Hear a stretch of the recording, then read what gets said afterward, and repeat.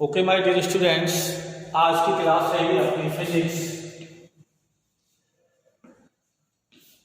11th Hindi medium students के लिए। Right बेटा, तो अपना अध्याय 7 रनिंग में था। तो आज का अपना टॉपिक रहेगा बेटा, आज का टॉपिक रहेगा आघूर्णों का सिद्धांत। आघूर्णों का सिद्धांत। आघूर्णों का सिद्धांत। राइट बेटा, तो देखिए आप समझिए आघूर्णों के सिद्धांत को क्या होता है। यदि कोई पिंड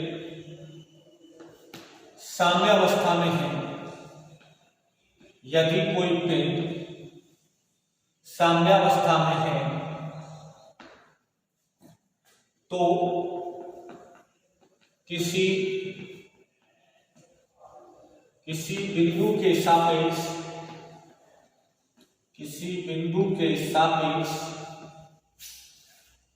बल युग्म आघूर्ण का योग शून्य होता है।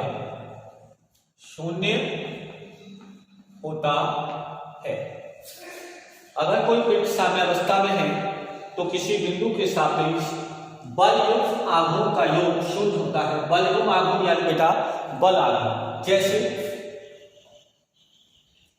अगर हमारे पास ये कोई छड़ है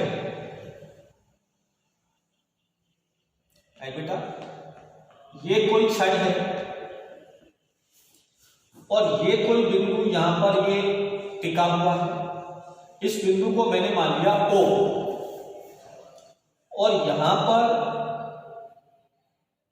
कोई M1 द्रव्यमान की वस्तु लटकी हुई है और यहां कोई M2 द्रव्यमान की वस्तु लटकी हुई है।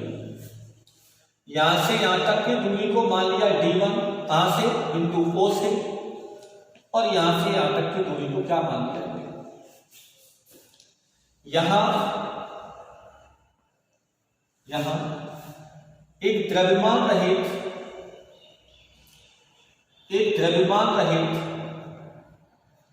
छड़ है। अगर ये M1 है तो इसका भार नीचे की तरफ होगा जो कि बल का काम करता है और ये होता है M1G। इसी को हम क्या कह सकते हैं, भार W1। और इस पर भी बल एक नीचे को काम करेगा जिसको बोलेंगे F2 और ये होगा M2G। इसी को बोलते हैं बेटा भार W2। तो सबसे पहले बेटा बिंदु O के सापेक्ष D1 दूरी पर इस बल का आघूर्ण क्या होगा। कितनी दूरी पर बेटा, D1 दूरी पर इसका बल युग्म आघूर्ण होगा बल गुणा लंबवत दूरी। तो बल क्या है बेटा F1 और लंबवत दूरी क्या है बेटा D1, या इसी को लिखा जा सकता है W1 इंटू T1। ऐसे ही बेटा D2 दूरी पर कितनी दूरी पर, D2 दूरी पर कितना है बेटा, ये हो जाएगा F2, ये हो जाएगा D2, या इसी को बोलेंगे W2 इंटू D। आघूर्णों के सिद्धांत से इन दोनों मानों का, या ऐसे कह सकते हैं इन दोनों का योग क्या होगा 0, या इन दोनों का परिमाण कैसा होगा बराबर। इसको बोलते हैं बेटा, ये किस साइड में है, इसके दाईं दिशा में है, ये बाईं दिशा में और ये दाईं दिशा में। इसको बोलते हैं वामावर्त आघूर्ण और इसको बोलते हैं बेटा दक्षिणावर्त आघूर्ण, क्योंकि ये अपनी दाईं दिशा में है। ये तो कहलाएगा वामावर्त आघूर्ण और ये कहलाएगा दक्षिणावर्त आघूर्ण। तो यहां होता है बेटा वामावर्त बाएं हाथ की तरफ वामावर्त आघूर्ण बराबर दक्षिणावर्त आघूर्ण, दक्षिणावर्त आघूर्ण। तो ये हो जाएगा बेटा M2G, M2G यहां से लिख देते पहले W1 इंटू D1 बराबर W2 इंटू D2 या M1G इंटू D1 बराबर M2G इंटू D2। मतलब क्या होगा बेटा, ये अगर ये W1 ज्यादा है यानी इस पिंड का यदि भार ज्यादा है तो ये D1 कम होगा, अर्थात ये संतुलन बिंदु इधर आ जाएगा। और अगर ये वाला मान कम है तो ये D2 ज्यादा होगा, अर्थात ये बिंदु थोड़ा सा इधर खिसक के आ जाएगा। यानी इसको संतुलित करना है तो ऐसी स्थिति में यह बिंदु ज्यादा द्रव्यमान की तरफ होगा, अर्थात ज्यादा भार की तरफ होगा। अगर ये ज्यादा है तो ये बिंदु इसके नजदीक होगा और ये कम है तो इससे दूर होगा, राइट। तो ये तो बात थी इसकी आघूर्णों के सिद्धांत। इसके बाद आता है गुरुत्वीय केंद्र। गुरुत्वीय केंद्र जैसे आपने पढ़ा था द्रव्यमान केंद्र, तो जो किसी पिंड का संपूर्ण द्रव्यमान जिस बिंदु पर केंद्रित माना जाता है उसे हम क्या कहते हैं, द्रव्यमान केंद्र कहते हैं। अब हम बात करते हैं किसकी, गुरुत्वीय केंद्र की। तो गुरुत्वीय केंद्र क्या होता है, किसी पिंड का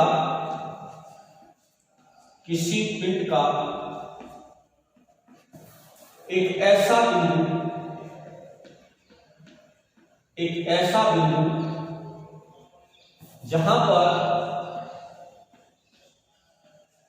जहां पर पिंड का संपूर्ण भार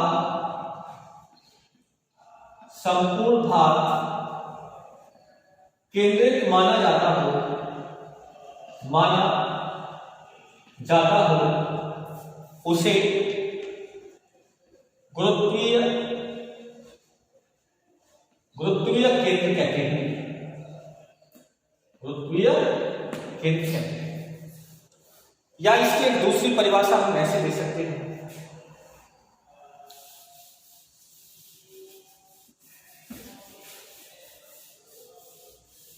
एक परिभाषा हम ऐसे दे सकते हैं, या किसी पिंड का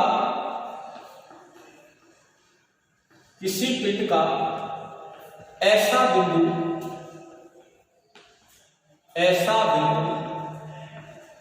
जिसके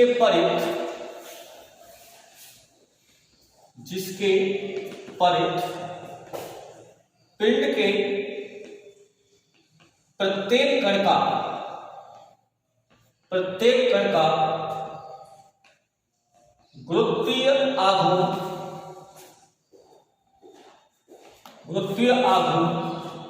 का योग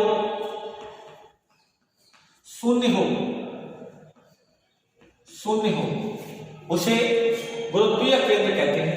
यानी तो का मतलब होता है आघूर्ण, जी का मतलब हो गया ग्रेविटेशनल बराबर, इसको क्या लिख सकते हैं अपन, ऐसे भी लिख सकते हैं सिग्मा तो आई यानी सभी का योग। और आप जानते हैं बेटा कि टॉ होता है दूरी इंटू बल, और गुरुत्वीय बल क्या होता है बेटा, एम आई इंटू जी है बेटा।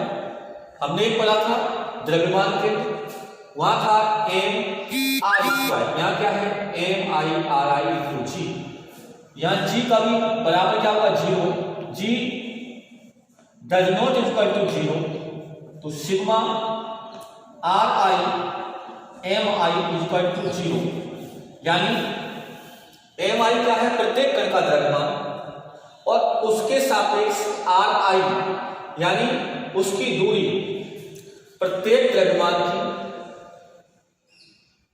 गुणन अक्ष से दूरी और उसका क्या करना है सदिश लो और उसका मान उस बिंदु के सापेक्ष क्या मिल जाए 0, तो वही क्या कहलाएगा अपना कहलाएगा गुरुत्वीय केंद्र। जैसे कि m क्या है किसी वस्तु का द्रव्यमान केंद्र और उसके सापेक्ष यदि उसकी स्थिति गुणन अक्ष के सापेक्ष r है उसका मल्टीप्लाई करें तो वो उसका क्या कहलाएगा गुरुत्वीय केंद्र कहलाएगा।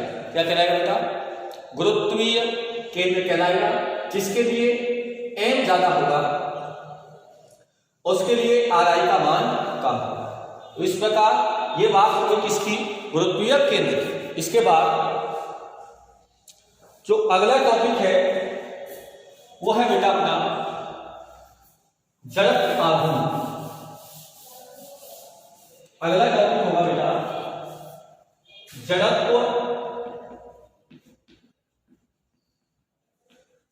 जड़त्व आघूर्ण, या इसको बोलते हैं घूर्णन जड़त्व। इंग्लिश में कहते हैं इसको movement of inertia, movement of inertia जड़त्व आघूर्ण। एक्चुअली में जड़त्व क्या होता है बेटा जो रेखीय गति में द्रव्यमान की भूमिका होती है वही घूर्णन गति में जड़त्व की भूमिका होती है। यानी आप ऐसे कह सकते हैं कि घूर्णन गति में घूर्णन अवस्था में परिवर्तन का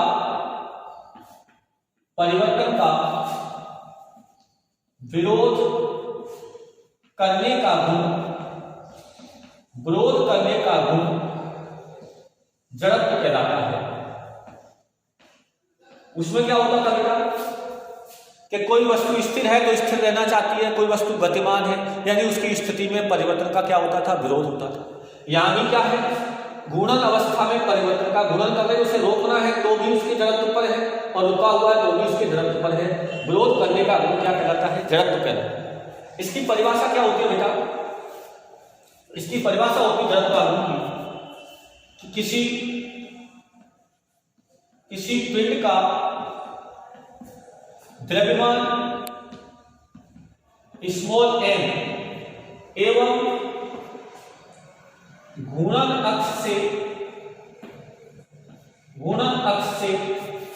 इसकी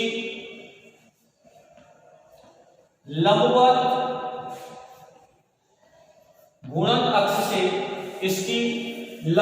दूरी के वर्ग का गुणनफल जड़त्व आघूर्ण कहलाता है।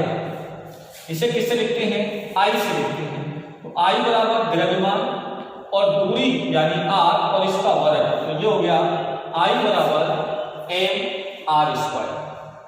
I बराबर पिंड का द्रव्यमान और उसकी घूर्णन अक्ष से लंबवत दूरी के वर्ग का गुणनफल जड़त्व आघूर्ण कहलाता है।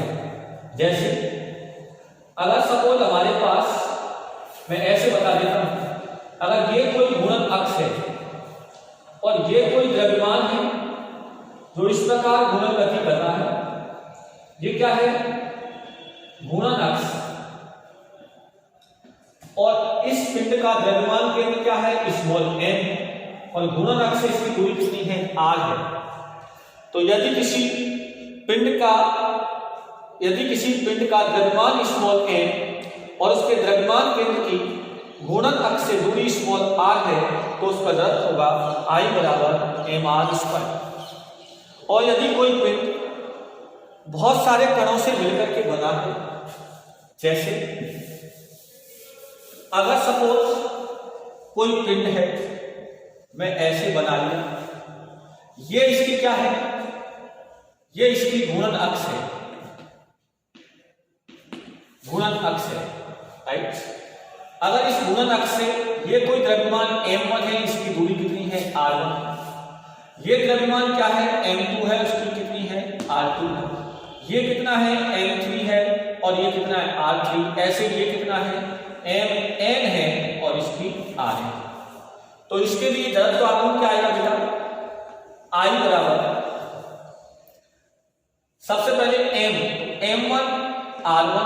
Plus M2R2 plus dot dot dot plus MnRn। बोलो I बराबर M1R1 M2R2 यानी द्रव्यमान की घूर्णन अक्ष से लंबवत दूरी, तो मैंने सबका क्या कर दिया, योग कर दिया, राइट।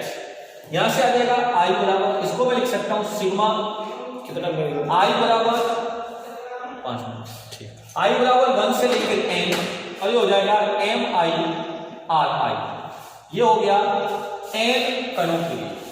किसके लिए बेटा, n कणों के लिए ये होता है जड़त्वाघूर्ण I equal to sigma I बराबर 1 से लेकर n MIR। अब बात आती है कि जड़त्वाघूर्ण किस किस पर निर्भर करता है, किस पर नहीं करता। तो देखिए बेटा, ये जड़त्वाघूर्ण पिंड के द्रव्यमान और द्रव्यमान वितरण, यानी किसी वस्तु पर द्रव्यमान का वितरण किस प्रकार हुआ है। जैसे किसी जगह द्रव्यमान ज्यादा होता है, किसी जगह कम होता है, यानी कहीं वस्तु भारी होती है, कहीं हल्की होती है। तो जड़त्वाघूर्ण जहां वस्तु भारी होगी और उसकी दूरी यदि इसकी घूर्णन अक्ष से ज्यादा होगी तो उसका जड़त्वाघूर्ण ज्यादा होगा, ये ध्यान रखना। अगर किसी का द्रव्यमान कम है लेकिन अगर घूर्णन अक्ष से वो अधिक दूरी पर है तो उसका जड़त्वाघूर्ण भी कैसा होगा, ज्यादा होगा, ये आपको ध्यान रखना है। द्रव्यमान वितरण पर निर्भर करता है और किस पर, घूर्णन अक्ष से लंबवत दूरी पर भी निर्भर करता है। किस पर, लंबवत दूरी पर भी निर्भर करता है, निर्भर करता है। लेकिन ये न तो कोणीय वेग पर निर्भर करता, यानी ओमेगा पर भी निर्भर नहीं करता, कोणीय कोण यानी अल्फा भी निर्भर नहीं करता, बल आघूर्ण यानी टॉ पर निर्भर नहीं करता, और कोणीय गतिज ऊर्जा यानी ई पर भी निर्भर नहीं करता है। इसका मात्रक क्या होगा बेटा, तो मात्रक बताइए, मात्रक क्या है, m का क्या होगा, किलोग्राम, और r क्या है, दूरी बेटा, दूरी का क्या होता है, मीटर, तो इसका मात्रक होगा किलोग्राम इंटू मीटर स्क्वायर। अगर इसकी विमा लिखनी है तो m फॉर मास यानी m1, l फॉर लेंथ कितना है 2, and t for 0, m1 l2 t0। अब देखो ये राशि सदिश है या अदिश है, तो देखना बेटा कि अगर दिशा का मान परिवर्तित होता तो ये राशि कैसी होती, सदिश होती। तो ये दिशा पर निर्भर नहीं करता है, यानी ये राशि कैसी होती है, अदिश राशि होती है। कैसी राशि होती है, ये होती है अदिश राशि। मतलब दिशा का मतलब है कि अगर हम इस स्थिति में अगर इसकी दिशा को, जैसे अगर हम इसे दक्षिणावर्त घुमाएं या इसे हम वामावर्त घुमाएं तो भी इसके जड़त्वाघूर्ण पर कोई प्रभाव नहीं पड़ेगा, इसलिए अदिश राशि है। लेकिन इसे पूर्णतः अदिश भी नहीं कहा जा सकता। क्यों, क्योंकि घूर्णन अक्ष की स्थिति बदलते ही जड़त्वाघूर्ण का मान बदल जाता है, यानी आर बदलते ही आघूर्ण बदलता है। अगर ये घूर्णन अक्ष यहाँ की जगह ऐसे हो जाएगी घूर्णन अक्ष, तो इसका मान बदल जाएगा। इसका मतलब न ये सदिश है न ये अदिश है, तो एक तीसरी राशि आती है जिसको बोलते हैं प्रदिश। प्रदिश का मतलब होता है टेंसर, एक नई राशि जिसमें बहुत सारी राशियों को रखा गया, इसको इंग्लिश में बोलते हैं टेंसर यानी प्रदिश। वे राशियां जो दिशा पर निर्भर नहीं करती लेकिन उनकी स्थिति बदलने पर उनके मान बदल जाते हैं, तो उन्हें हम प्रदिश यानी टेंसर कहते हैं। तो इस प्रकार ये बात हो गई हमारी कंप्लीट किसकी, जड़त्वाघूर्ण की। आज के लिए इतना ही, नेक्स्ट क्लास में नेक्स्ट लेक्चर। धन्यवाद।